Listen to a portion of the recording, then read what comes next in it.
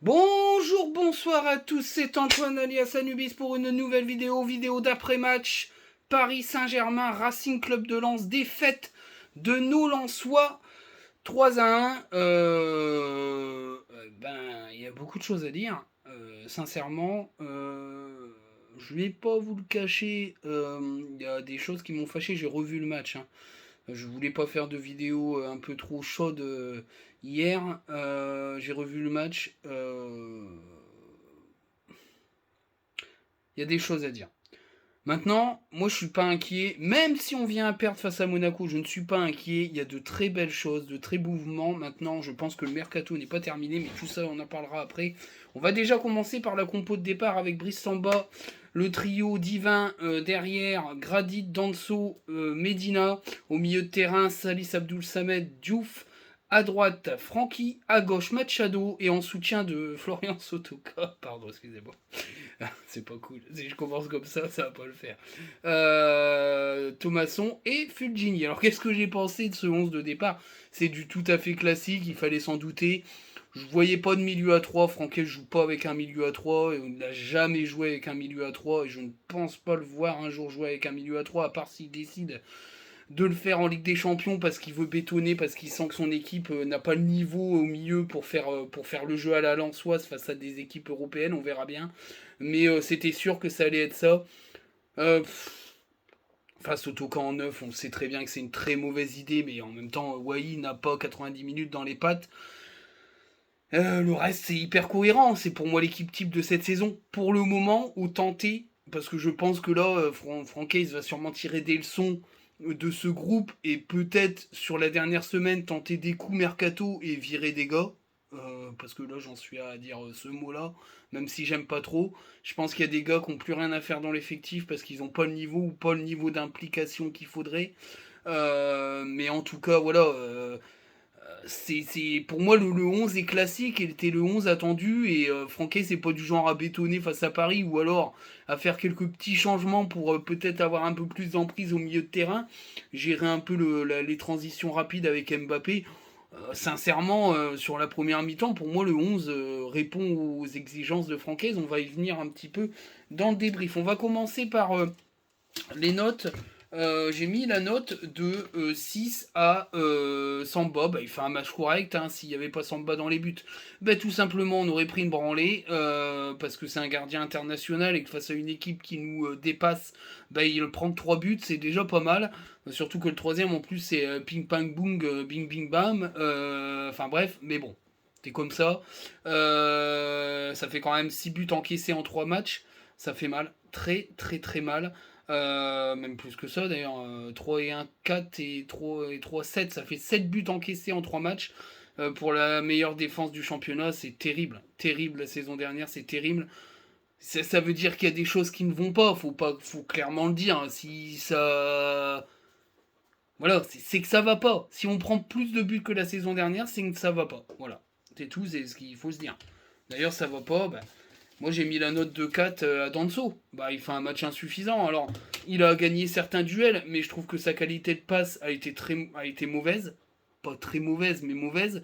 Je trouve que beaucoup de ses relances étaient ratées, qu'il a tenté des relances trop dangereuses alors qu'il était devant et qu'il restait plus que 2 défenseurs pour 3 attaquants. C'était totalement fou. Moi, je trouve qu'il aurait dû prendre moins de risques et plutôt passer en arrière pour essayer d'au moins de conserver le ballon. Il l'a très peu fait. J'ai pas forcément beaucoup aimé son match. Moi, je l'ai trouvé assez en difficulté.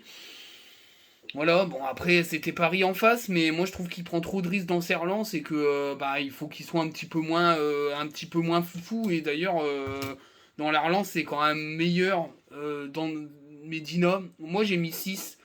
Un peu nerveux, Medina, il fait un peu des grosses fautes, mais j'ai trouvé que c'était celui qui avait été le plus solide du match. Ses relances ont été les plus intéressantes. Il a bien combiné avec Machado, je trouve. Enfin, quand il a pu. Mais voilà, moi je trouve que son match est correct. J'ai mis la note de 5 à Gradit. Moi, je trouve que depuis le début de la reprise, il est pas terrible. Il fait beaucoup de fautes. Il sera suspendu pour Metz. Il a pris 3 cartons jaunes en 3 matchs. C'est pas anodin. Même s'il a eu tendance à prendre des cartons jaunes l'année dernière aussi.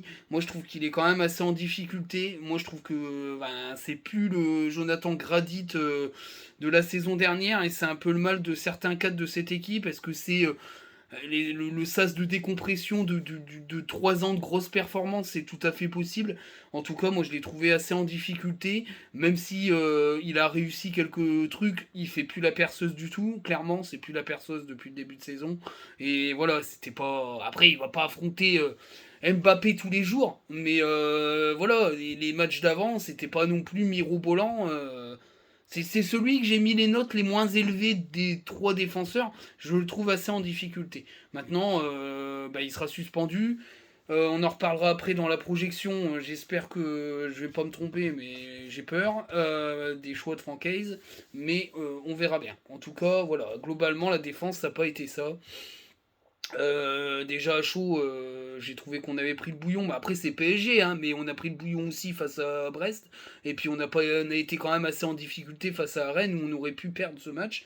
Donc la défense, c'est pas gigantosaure depuis un petit moment. J'ai mis la note de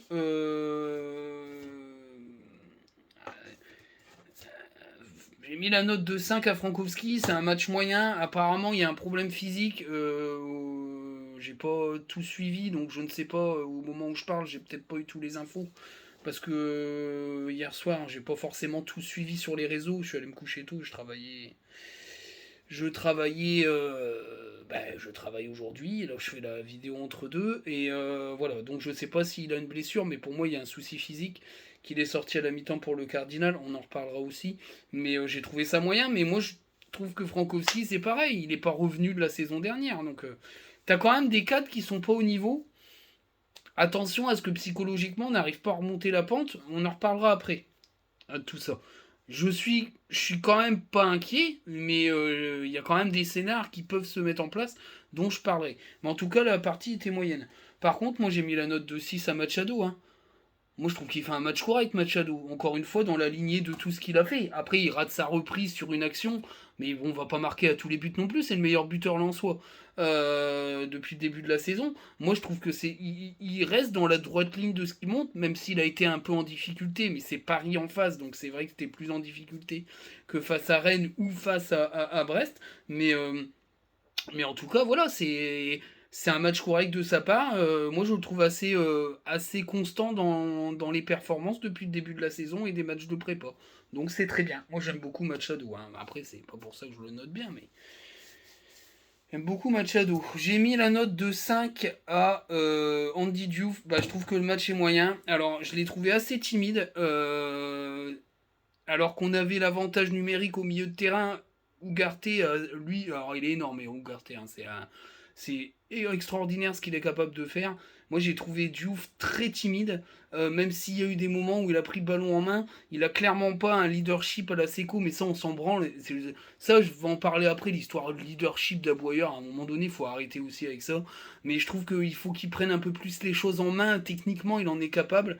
Il y a eu des moments par à coup où il a réussi à se projeter vers la surface adverse, mais ça reste léger, moi je le trouve moyen. Je l'avais bien aimé face à Rennes, mais là c'est quand même assez compliqué. Maintenant on est en train de, on démarre direct avec les virages du Mont Ventoux, donc on va prendre cher et puis après on joue contre Metz et Toulouse. Bon, après c'est une bête blessée, ils vont peut-être croire qu'ils vont pouvoir nous enterrer jusqu'au bout, mais je pense que on va se réveiller de tout ça. Hein, mais clairement, voilà, j'ai trouvé le match moyen. Match insuffisant d'Abdoul Samed, il sort blessé malheureusement, mais même sans ça, moi j'ai trouvé que c'était pas terrible. Abdoul Samed, il fait une saison, enfin il fait des prestations post-Coupe du Monde très inquiétantes. Très inquiétantes. Alors c'est sûr que c'est un guéluron dans le vestiaire, etc. Mais je suis assez inquiet par les prestations d'Abdoul Samed. Il est blessé, il s'est pas loupé, vu comment il est sorti. La cheville a dû prendre cher. S'il est absent 3 semaines, ça sera Spence Spearings qui le remplacera. On en reparlera après, mais en tout cas, c'était insuffisant dans la prestation avant blessure. Voilà.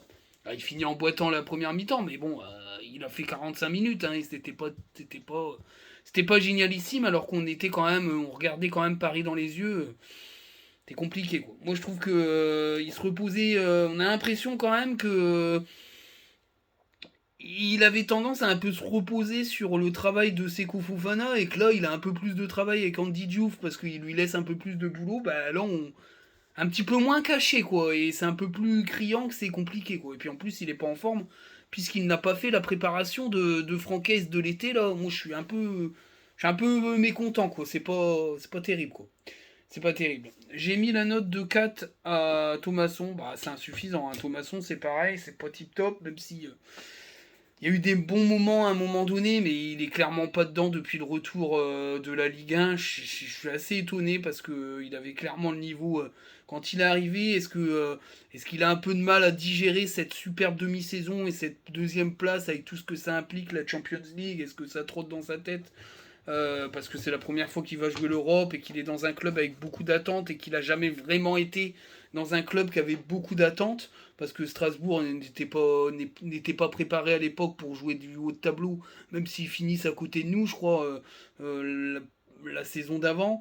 Nantes, il a été bon, mais Nantes, il surnageait, ils n'ont jamais vraiment été des concurrents pour l'Europe.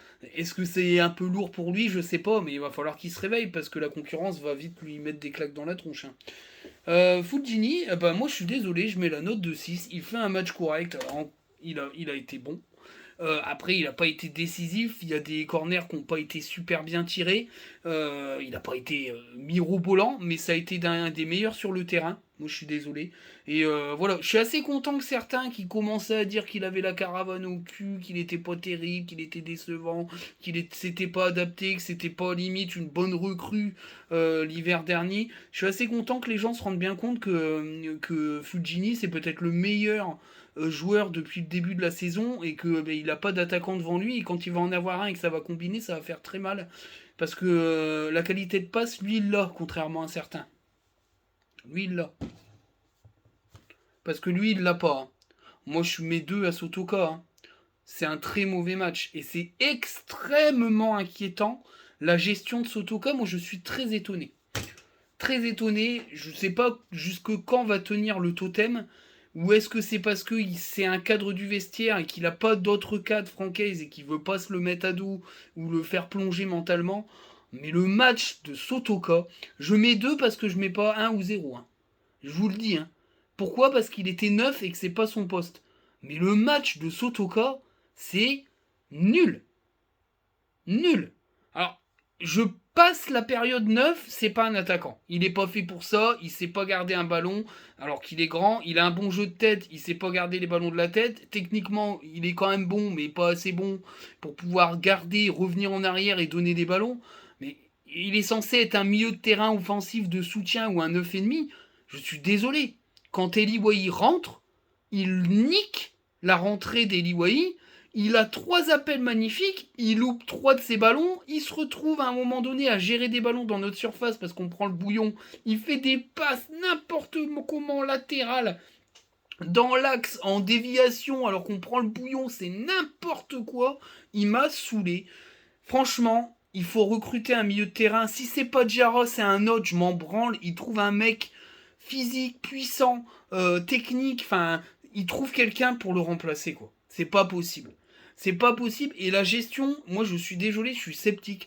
Quand tu fais aller Cortés en National 3, que tu prends Chichouba dans ton groupe, alors on va me dire c'est Mbari, machin, pour les lancer c'est compliqué, mais à un moment donné il va falloir les lancer, on va pas les lancer quand on va gagner 5-0, ou quand on va aller en coupe contre les Verdiers ou je sais pas quoi.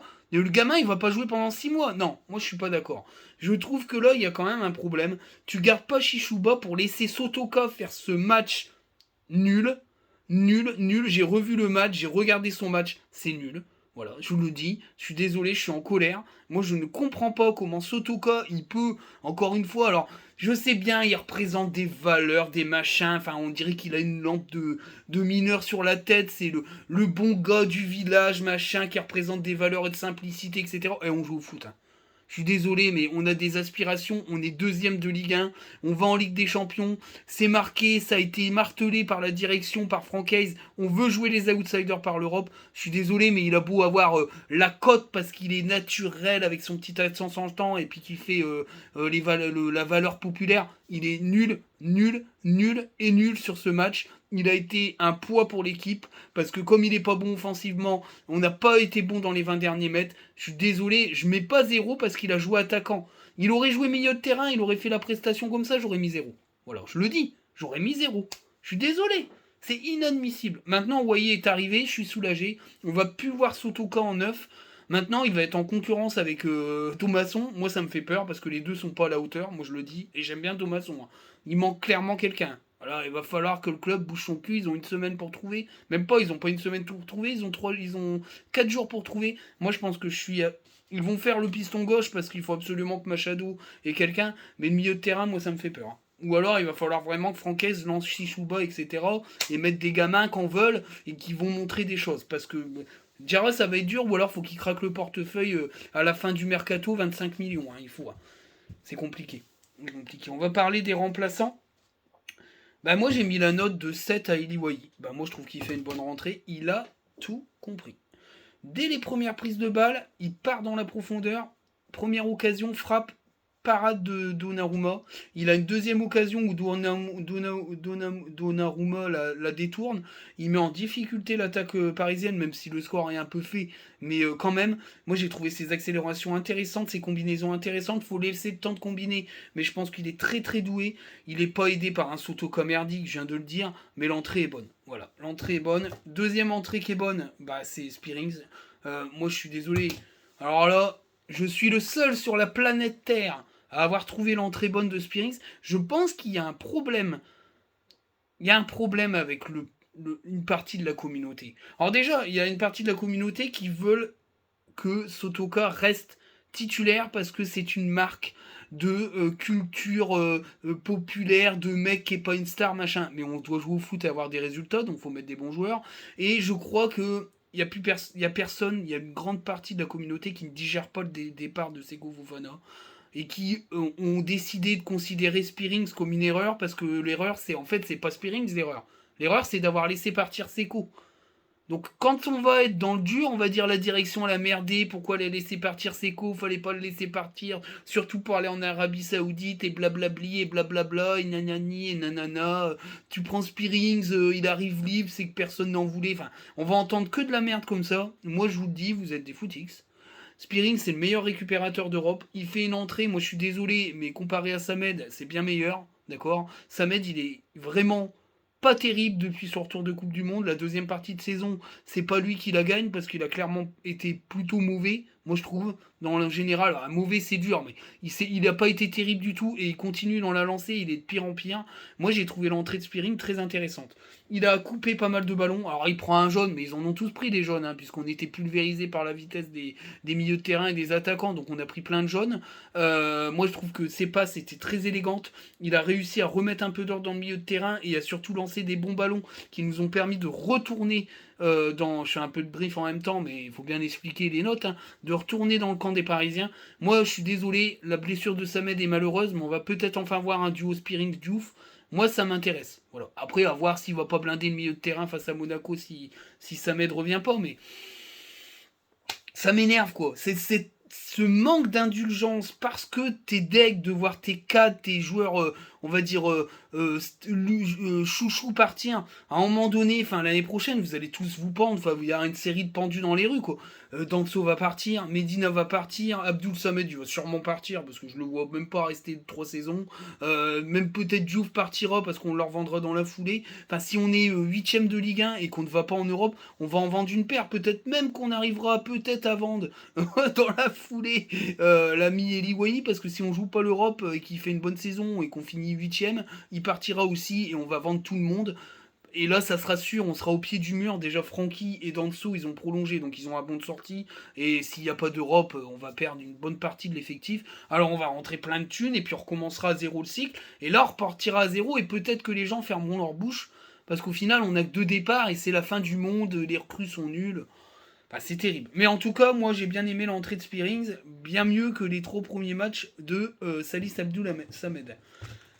Alors, une entrée que j'ai pas aimé beaucoup non plus, c'est l'ami le Cardinal. Hein. Moi, je mets 3. Hein. Il fait pas une bonne entrée, hein, le Cardinal. Hein. Clairement, il a envoyé son ballon sur Tatooine. Défensivement, il fait de la merde. Sur le 3ème but, il est même plus là. Enfin, voilà, faut recruter un piston gauche, mais le piston droit, ça fait peur. Hein. Ou alors, tu recrutes un milieu droit, et puis tu recules Sotoka en piston, ce qui est pas ridicule parce que je trouve qu'il peut être intéressant, mais tu t'apportes une concurrence à un Frankowski peut-être blessé. Vous me le direz dans les commentaires parce que j'ai pas trop suivi, puis comme je travaille, j'ai pas eu le temps de te y regarder. Mais ça pique aux yeux. Hein. Alors, il fait un bon match face au Torino, il est intéressant, mais c'est pas au niveau Ligue 1. Hein. Je suis désolé, hein, mais là, c'est compliqué. Alors après, je sais qu'on n'a pas beaucoup de thunes, mais à un moment donné, je pense qu'il va falloir que ça craque le slip pour aller chercher 3 joueurs. Hein. Piston droit, piston gauche, milieu. Hein. Moi, je le vois comme ça. En attaque, je suis pas. Je peux. Je suis pas inquiet, à part si Wai se blesse, à moins qu'on fasse un coup en attaque et qu'on prenne un attaquant. Mais bon, c'est pas terrible. Alors, par contre, si je mets 2 à Pereira da Costa, alors il y en a qui ont trouvé qu'il avait rien fait. Ah bah non, c'est sûr, hein. Il a rien fait, mais il a rien fait du tout. Hein. Il perd un ballon. Alors ouais, il a un peu de jus. Ouais, techniquement, il fait un passement de jambe. Enfin, il perd un ballon, il se fait bousculer, il s'envole dans les airs. Les passes sont ratées. Il y a un moment donné, il doit donner un ballon, il donne de la merde. C'est pas bien donné, on perd une occasion d'attaquer. Voilà quoi. Alors, petit aparté, c'est pas parce que Sotoka il fait une passe décisive à Guilavogui que ça sauve son match. Hein. Voilà, j'en parle pas parce que dans les commentaires on va me dire t'as pas parlé de sa passe décisive, tu l'aimes pas. Ouais, il fait une passe def, mais passe décisive c'est cool. Hein. Mais si ton ensemble de matchs il est pourri, la passe décisive c'est quoi? C'est la fin de match, ça fait 3-0. Enfin, s'il te plaît, il reste 5 secondes, les Parisiens ils ont un peu lâché. Hein. Par contre, un qui m'a plu, et je mets une bonne note, c'est Guilavogui. Moi, je trouve qu'il fait une bonne entrée. Et bizarrement, il fait une entrée à son poste. C'est-à-dire que Guilavogui, c'est un ailier offensif et il jouait ailier offensif au PFC. Parce que j'ai rematé un peu ses matchs, puis j'en ai parlé avec un gars qui a des vidéos de ses matchs, et c'est un ailier, c'est pas un avant-centre. Et je pense vraiment que ça a été du bricolage et que le départ d'Openda a mis un coup dans la gueule à la stratégie du club d'essayer avec ce calendrier dingue de récupérer au moins 4 ou 5 points. Malheureusement, voilà, 4, 5, 6 points, et puis pas partir avec trop de handicap pour le mois d'octobre et pour le début de la saison. Sauf que Openda se barre, que t'arrives pas à faire tes trucs, tu finis par Wai, et moi je trouve que c'est peut-être un mal pour un bien, parce que Wai est plus fort que toutes les autres recrues potentiellement qu'on voulait faire, Garcia, l'Obscur, Akpom, voilà, mais Wai il met 19 buts en Ligue 1, Akpom il en met 32 en Championship, je suis désolé, à la Ligue 1 c'est au-dessus, puis moi j'ai vu jouer Wai, je peux te dire que je suis rassuré, les deux autres je les ai jamais vus jouer, donc j'en ai rien à branler. Mais clairement, ça nous fout dedans, et je trouve que Guilavogui a peut-être une carte à jouer, et ça je suis d'accord avec RCL Stat, qui est très intéressant d'ailleurs à suivre sur Twitter. L'arrivée de Wai va rebattre les cartes derrière lui. C'est-à-dire que comme Wai sera l'avant-centre et que Saïd va peut-être revenir, donc je pense, et moi j'ai compris ça dans le discours de Franckay sur RMC après le match de Rennes, Saïd il est là pour rentrer 20 minutes derrière Wai. Parce qu'il en est capable, parce que s'il est à 90%, 80-90%, il sera capable de prendre la vitesse, de dribbler et d'apporter, et que Wai pourra souffler parce qu'il est tout seul et sera toujours tout seul devant. Ce qui veut dire que Guilavogui va prendre une place au milieu de terrain. Il va sûrement être intéressant parce que moi j'ai trouvé son entrée pas mal, même si Paris avait arrêté un petit peu de jouer. Mais voilà, moi j'ai été plutôt satisfait de son match. Je crois que j'ai fait le tour. Spearings, le Cardinal, DPDC, Wai, Guilavogui. Je suis bon, j'ai fait les 5.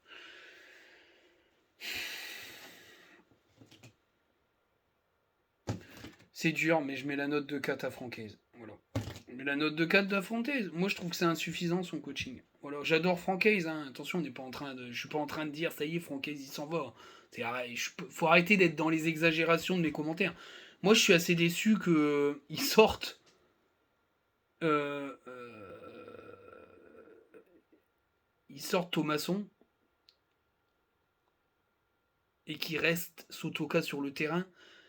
Et le deuxième changement, mais je pense que c'est physique, il sort Diouf pour mettre Pereira da Costa. C'est incompréhensible. Quoi. Enfin, après, il n'y a pas Elan Aïwi. Bon, ok. Ok. Mais pour moi, Elan Aïwi, il va avoir une carte à jouer, hein, parce que quand je vois le niveau de Pereira da Costa, Si c'est compliqué, c'est compliqué. Moi, je suis déçu qu'il laisse un totem à Sotoka. Moi, je pense que Sotoka, il doit sortir, quoi. Il doit sortir Sotoka pour Wai. Thomasson, il doit mettre Guy Lavogui. Et là, j'aurais été plus séduit par ce type de coaching. Là, je suis un peu déçu. Et puis on va finir par Pignard, hein, je mets la note de trop, il fait un mauvais match Pignard, hein, mais je vais en parler dans le débrief. Mais c'est un mauvais match, il n'a pas été cohérent du début à la fin, ce qui pénalise un peu l'équipe.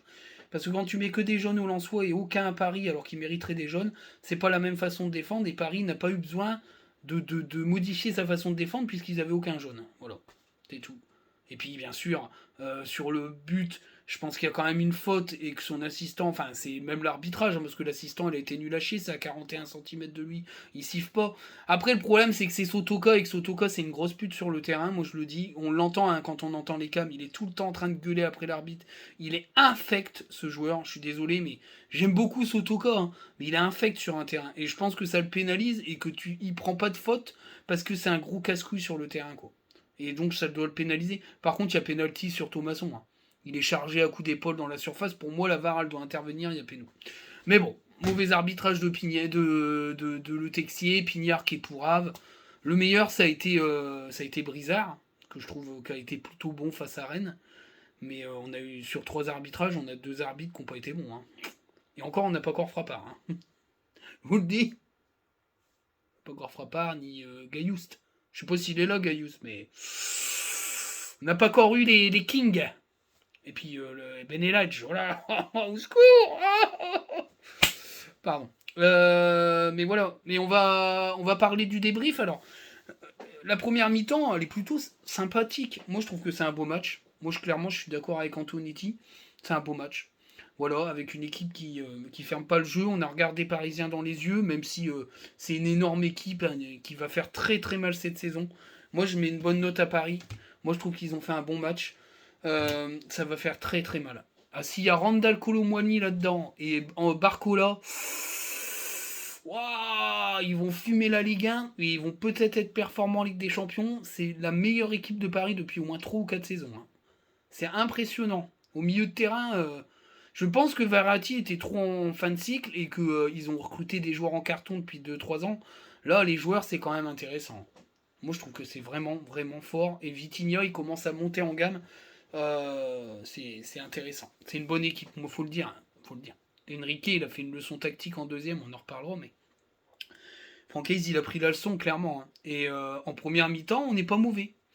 On n'est pas mauvais, on se fait bousculer.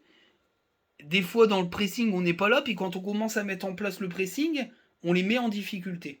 Le problème, c'est qu'on n'a pas de numéro 9 parce que notre 9 c'est Sotoka et qu'il est en carton, en 9. Et que bah, du coup, ce qu'on fait bien dans notre partie de jeu et sur la ligne médiane, on le nique sur les 20 derniers mètres. Voilà. Parce qu'il n'y a pas l'attaquant. Tu mets Wai en première mi-temps, je pense que Paris recule. Le problème, c'est que comme il n'y a pas d'attaquant, il le gère avec Skriniar et puis Marquinhos, je crois que c'était. Il rentre pas Marquinhos, je sais plus. Enfin bref, Skriniar, il a bouffé Sotoka façon viande crue et en fait on met pas en danger les Parisiens même si on les tutoie niveau jeu. D'ailleurs la grosse occasion c'est sur un contre donc c'est assez étonnant parce que Paris maîtrise d'habitude et là ils nous ont niqué en contre. Derrière on prend un but d'Asensio que beaucoup de Parisiens avaient critiqué en disant qu'il était éclaté au sol. Moi, j'ai trouvé qu'il avait fait plutôt un match correct. Enfin, après, on n'est pas là pour juger Paris, mais il y a un adversaire en face, faut quand même en parler. Et voilà, même après le premier but, bon, t'es deg, tu sens que le match, ça va être compliqué. Mais derrière, on leur met la misère. Mais on n'a pas d'attaquant et ça nous handicape sur ce début de saison. C'est un handicap à beaucoup de points. Malheureusement, ça va peut-être, attention, et ça je mettrai dans les projections, nous handicaper pour l'objectif de base. Mais enfin, il reste encore 30 matchs, hein, mais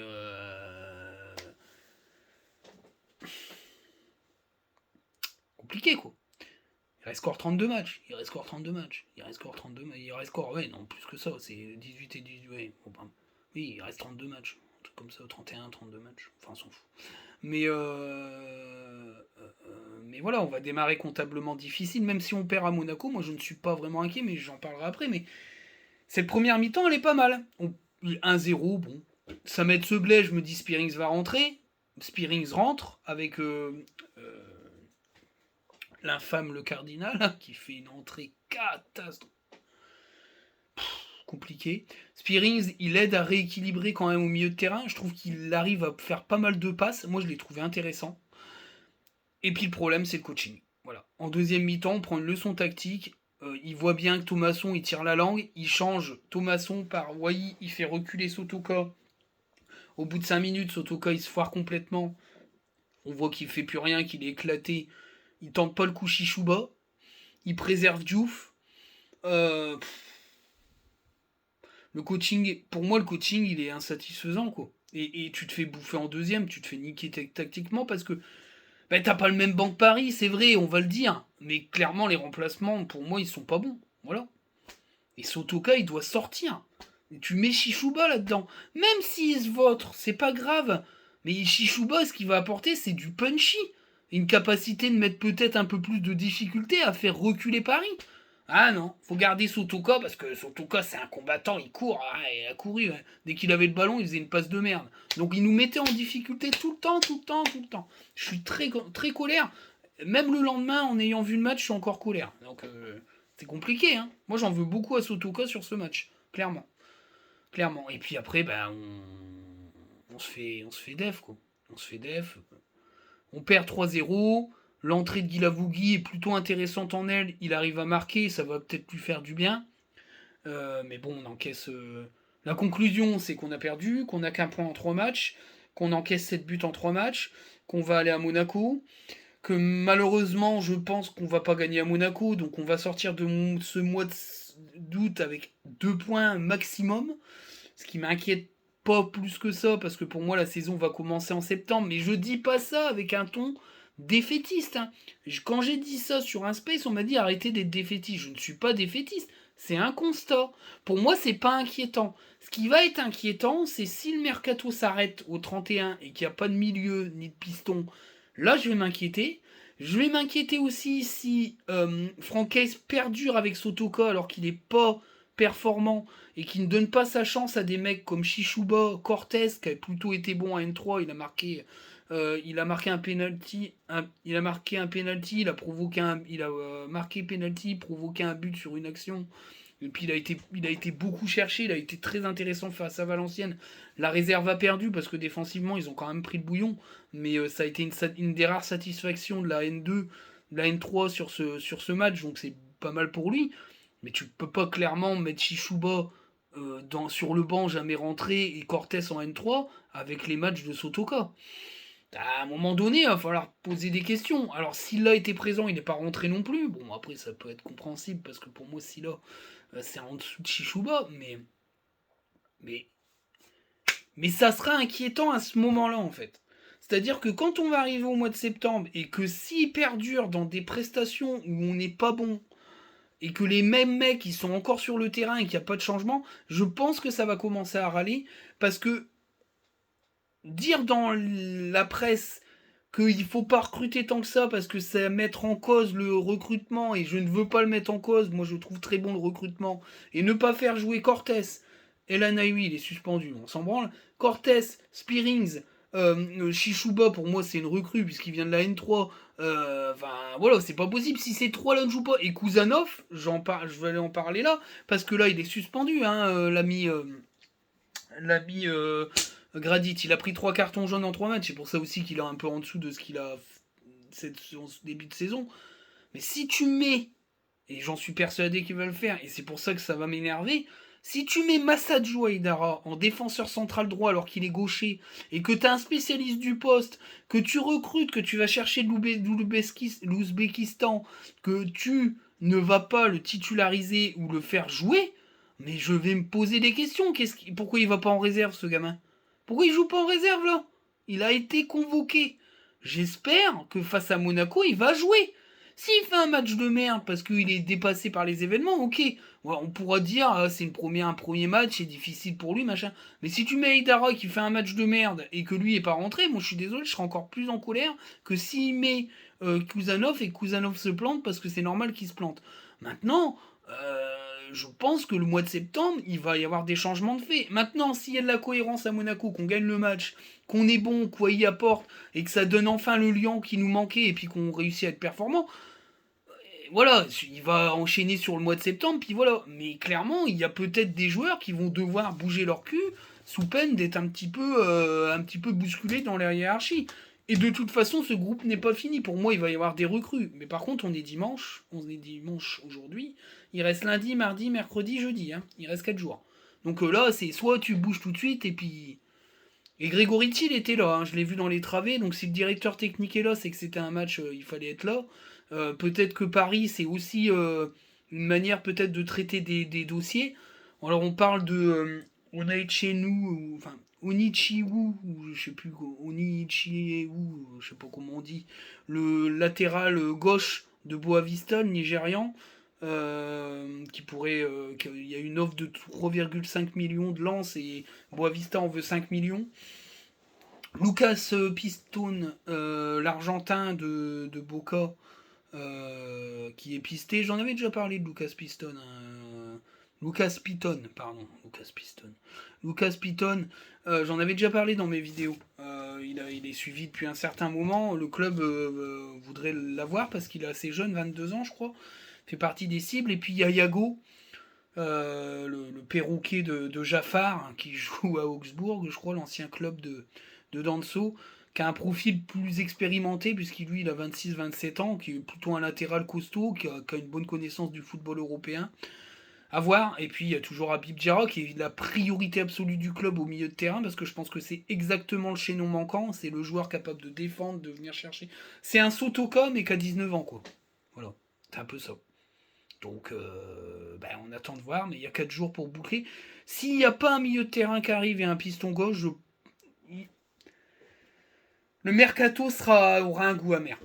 C'est clair, parce qu'il n'est pas terminé, parce que tu vois bien que ton effectif est pas terminé. Voilà. Moi, je pense qu'il aura un goût amer. Tu auras sauvé les meubles avec Wai, qui est une extraordinaire recrue, mais tu n'auras pas ton effectif complet. Et j'ai vu des articles, et je pense que ça traduit quelque chose.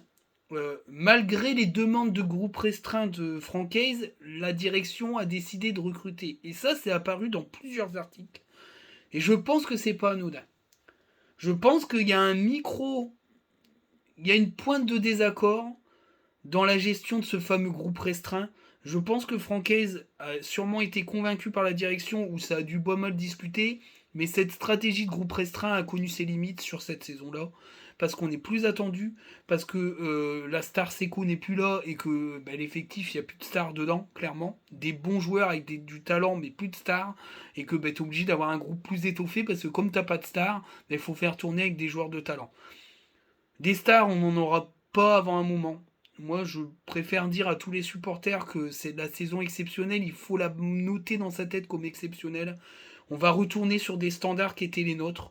Maintenant, l'avantage, c'est que si tu finis 6ème ou 7ème de Ligue 1, tu peux aller en Europe, si le vainqueur de la Coupe de France est européen. Parce que c'est trois qualifications en Ligue des Champions direct. Barrage, Europa League et Conference League, plus la Coupe de France. Et si le vainqueur de la Coupe de France fait partie des équipes qui sont dans le top 6, la 7ème place sera européenne. Voilà, ça sera une qualification au tour préliminaire d'Europa Conference League. Donc un top 7, ce qui est notre niveau, nous permettrait d'être européen si un des 6 gagne la Coupe de France. Sinon, on l'a dans le cul, on finira hors Europe. Et on repartira à zéro de l'effectif, ça je peux vous le garantir. Mais, voilà, attendre le mercato d'hiver pour finir le mercato d'été, c'est jamais un bon plan. Le mercato d'hiver, il est là pour faire des retouches à ton effectif qui est censé être complet. Je pense pas qu'on... Ça va être très inquiétant s'il y a pas au moins une recrue qui arrive le 31. Voilà, moi je le dis. Au moins en piston gauche, parce que c'est la priorité, parce que derrière Machado, il n'y a personne. parce que Pereira da Costa, il est pas au niveau, et que il faudrait qu'il y ait un départ rapide et puis une arrivée rapide dans la foulée. Mais je vois pas Pereira da Costa partir, ou alors il partira l'hiver, parce que s'il joue quasi pas, il va sûrement être prêté avec option d'achat. Et je pense qu'il y aura un autre recrutement dans la foulée si le groupe donne pas satisfaction. Mais voilà, mais il y a des bonnes choses. Moi, je suis pas inquiet dans le jeu. On a montré des bonnes choses, mais on n'avait pas d'attaquant. Il est arrivé très tard. Donc ben, il faut s'attendre à ce que ça prenne du temps, et ça prendra encore beaucoup de temps pour qu'il s'adapte, même si son entrée a été plus qu'intéressante, m'a beaucoup plu, et que je pense Fujini, Thomasson et Wai ça peut le faire. Fujini, Habib Diarra et Wai ça me fera bander. Et voilà. Et Sotoka sur le banc pour rentrer un petit peu, pour dire de faire plaisir aux amoureux des joueurs avec une culture populaire. Voilà. Oh, je vais me faire défoncer sur cette vidéo-là, mais moi, Sotoka, c'est plus possible en l'état. Il est plus haut niveau pour être titulaire dans cette équipe. Quoi. Voilà. Et on trouvera d'autres joueurs avec des parcours populaires qui collent à la tradition lensoise de club populaire, qui pète pas plus haut son cul. Quand j'ai vu les commentaires sur 35 millions sur Wai, qu'est-ce qu'on fait? On fait pas du lance. Oh, allez, c'est bon. Dans ces gars-là, on va finir 10e toutes les saisons. Et puis on fera une Saint-Etienne, une Bordeaux, une Dijon, une Nîmes, et tout, etc. C'est qu'on va descendre parce qu'à force de ne plus recruter des gros joueurs, ben on finira par plus en recruter du tout, des joueurs intéressants. Puis on va descendre, au bout de 15-5 ans, on sera en Ligue 2. Puis on recommencera la merde parce qu'on n'est pas un club de Ligue 2 et on va crever. Donc le seul moyen d'y arriver en Ligue 1, c'est d'être ambitieux et d'investir. Comme Reims, d'investir. On va beaucoup vendre la saison prochaine, je pense. Enfin, à la fin de saison. Cette fin de saison, je pense qu'on va pas mal vendre. On va avoir du pécule et on va recruter. Et voilà. Et si Grigoretti, son bilan en tant que directeur du recrutement est pas bon, il se dégagera et on prendra un autre directeur.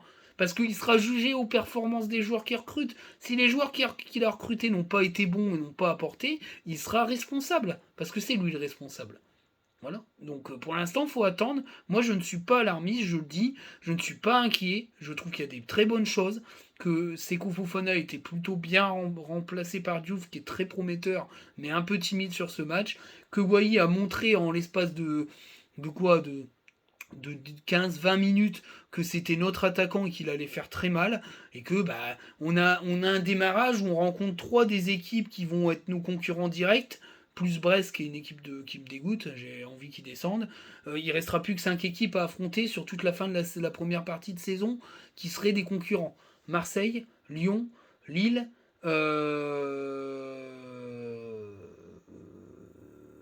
Lyon, Nice, puis peut-être Reims. S'ils carburent, ils seront peut-être là. Hein. Donc je le redis, hein, il restera plus qu'à affronter Marseille, un gros morceau, Lille, Lyon, euh, Nice, Strasbourg, puis j'en oublie un parce que je l'avais rajouté. Qui c'est qu'il y avait d'autres? Bref, on a 5 ou 6 grosses équipes à rencontrer sur les prochains mois. Ça veut dire que tous les autres équipes sont à notre portée. J'espère qu'on va redémarrer puis qu'on va enchaîner faut enchaîner une série au mois de septembre et puis on oubliera le mois d'août et puis on verra bien où on sera. Mais voilà. Moi je ne suis pas inquiet, faut être dans l'espérance. Mais je trouve qu'il y a des critiques sur certains joueurs. Faut tourner la page. Voilà, c'est cool, il est parti, c'est fini, c'est cool. Voilà. Et puis Openda, on s'en branle. Wai, moi je le trouve très intéressant.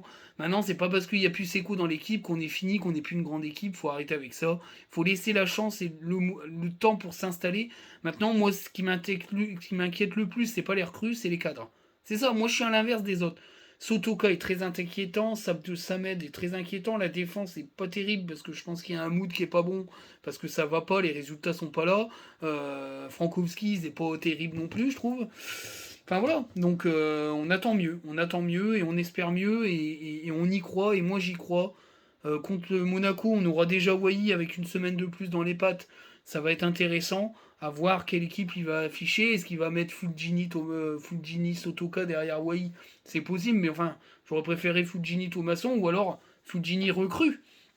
Est-ce qu'il sera qualifié pour le match face à Monaco? Ça sera samedi prochain, je ne sais pas.